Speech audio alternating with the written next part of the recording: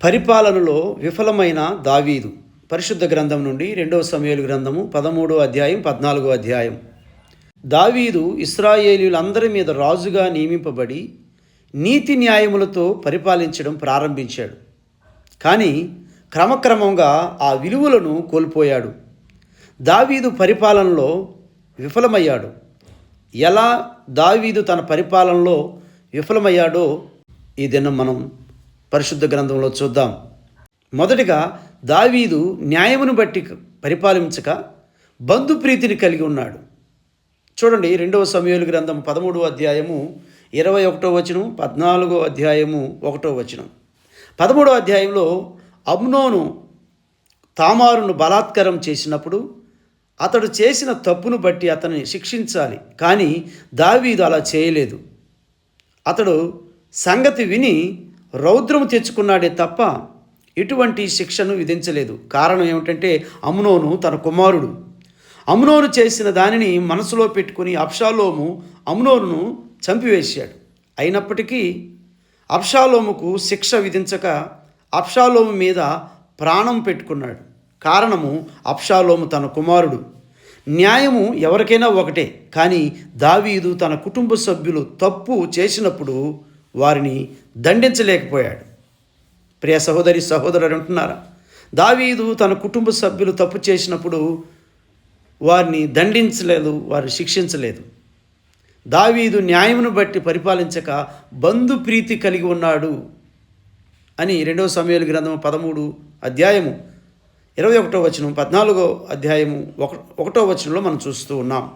రెండవదిగా దావీదు దేవుని జ్ఞానం చేత నడిపింపబడక మనుష్యుల మాటల చేత ప్రేరేపించబడి పరిపాలన చేశాడు. 2 సమూయేలు గ్రంథము 14వ అధ్యాయం. యోవాబు దావీదు వద్దకు యుక్తిగల స్త్రీని పంపగా ఆమె, మనమందరము చనిపోదుం కదా, దేవుడు ప్రాణము తీయక తోలివేయబడేవాడు తనకు దూరస్థుడు కాకుండుటకు సాధనములు కల్పించుచున్నాడు అని పలికింది. 14వ అధ్యాయం 14వ వచనం. అనగా మనమందరము చనిపోయేవారం అయినప్పుడు ఒకరికొకరు శిక్ష విధించుకుని నాశనం ఎందుకు కావడం అనే అర్థంతో మాట్లాడింది. దావీదు ఆమెకు యోవాబు బోధించాడు అనే విషయాన్ని గ్రహించి అతని మాట ప్రకారము అబ్షాలోమును యెరూషలేముకు రప్పించమని ఆజ్ఞ ఇచ్చాడు.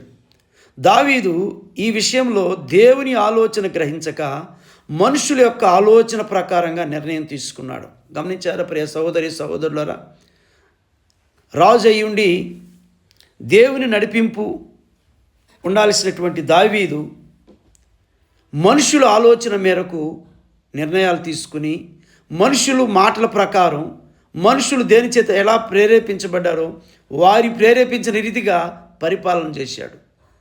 దావీదు మనుషులు ప్రేరేపించిన రీతిగా తన పరిపాలనను కొనసాగించాడు. ముగింపులో దావీదు న్యాయమును విస్మరించి తన కుమారునికి శిక్ష విధించలేదు. దావీదు దేవుని ఆలోచన గ్రహించక మనుష్యుల ఆలోచన ప్రకారంగా నిర్ణయం తీసుకుని అబ్షాలోముకు శిక్ష విధించకుండా వదిలేశాడు. ఫలితముగా తర్వాత అధ్యాయంలో అబ్షాలోము దావీదుకు వ్యతిరేకముగా తిరుగుబాటు చేశాడు. 2 సమూయేలు గ్రంథము 15వ అధ్యాయము 1వ వచనం నుండి 12వ వచనం వరకు.